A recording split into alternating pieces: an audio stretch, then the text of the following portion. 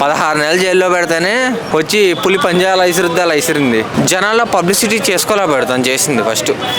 Hi bro. అంటే ఇప్పుడు జగన్ గారు మళ్ళీ పాదయాత్ర చేస్తున్నారట, మరి సింపతి పొందే అవకాశం ఉందంటారా? సింపతి పొందాల్సిన అవసరం జగన్మోహన్ రెడ్డి గారికి ఎందుకు? Already mass leader. ఒక్కొక్క అడుగు వెనక్కి వేయచ్చు, రేపొద్దు మళ్ళీ అధికారం వస్తుంది.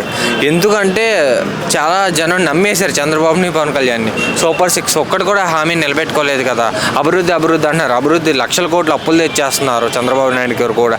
ఒకే చోట పెట్టే బదులు కొంచెం వేరే వేరే ప్రాంతాలు కూడా డెవలప్ చేయాలి. ఓన్లీ అమరావతి మీద ఫోకస్ చేస్తే రేపొద్దున ఇప్పుడు హైదరాబాద్ ఉంది, ఇప్పుడు విడిపోయింది, రేపొద్దున్న అది కూడా విడిపోవచ్చు కదా. ఇప్పుడు ప్రత్యేక రాయలసీమగా ఇప్పటి నుంచే కావాలని ఇప్పటి నుంచే అలా ఉద్యోగం చేస్తున్నారు. కొన్ని రోజులు పెరిగితే అప్పుడు ఏమవుతుంది, మరీ స్టేట్ విడిపోద్ది కదా.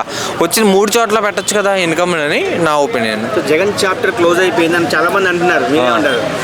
జగన్ ఇప్పుడు నాట్ ఈజీ, రెత్తింపు స్పీడ్లో పైకి వస్తుంది జగన్. అది మటుకు అందరికీ తెలిసిందే కదా. 16 నెలలు జైల్లో పెడితేనే వచ్చి పులి పంజాలు ఐసిరుద్ది అలా ఐసిరింది. ఈసారి కూడా అంతే.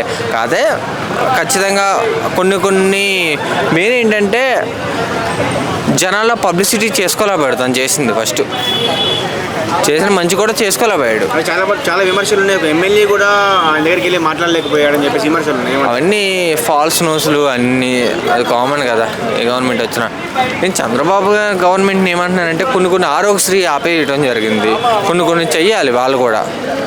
బేసిక్ స్కూల్స్ ఇంగ్లీష్ మీడియం తీయటం కరెక్ట్ కాదు కదా అని నా ఒపీనియన్. సో జగన్ పాదయాత్ర చూసి కూటమి నాయకులు భయపడతారు అనుకోవచ్చు. పాదయాత్ర చేయరనుకుంటున్నాను నేను, నాకున్న సమాచారం ప్రకారం. చాలా మంది చేస్తారంటున్నారు వైసీపీ వాళ్ళు. పాదయాత్ర అవ్వదు అనుకుంటున్నాను నేను.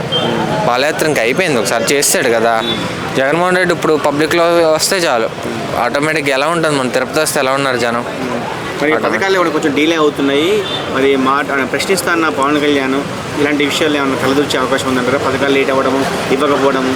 అంటే వాళ్ళు బడ్జెట్ లేదంటున్నారు కదా మెయిన్. అప్పుడు అదే బడ్జెట్ ఉన్నది అప్పుడు జగన్మోహన్ రెడ్డి ఇచ్చాడు కోవిడ్లో కూడా. ఇప్పుడు ఇదే బడ్జెట్ ఉంది కదా, ఏం చేస్తున్నారు డబ్బులలో? కేంద్రం బోల్డ్ అంత సపోర్ట్ ఉంది. అప్పుడు జగన్మోహన్ రెడ్డి సరిగ్గా సపోర్ట్ కూడా చేయలేదు కదా కేంద్రం. ఇప్పుడు బోల్డ్ అంత సపోర్ట్, చంద్రబాబు గారి సపోర్ట్తోనే మోడీ గారు పీఎం అయ్యాడు. ఇప్పుడు అదే సపోర్ట్ తీసుకుని ప్రత్యేక హోదా ఎందుకు తేవట్లేదు? 7 నెలలు అవుతుంది. ఇప్పటి నుంచి అయినా మాట్లాడగలరా ప్రత్యేక హోదా గురించి? అసలు టాపిక్కే మాట్లాడతలేదు కదా వీళ్ళు.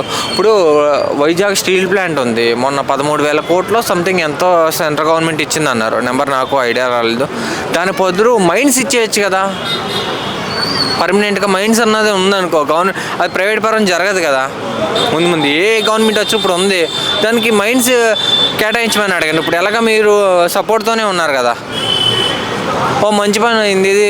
అదేంటి వైజాగ్ జోన్ వచ్చింది, రైల్వే జోన్ బాగా తెచ్చారు చంద్రబాబు గారు. దీని మీద కూడా పర్మనెంట్ సొల్యూషన్స్ చేయాలి.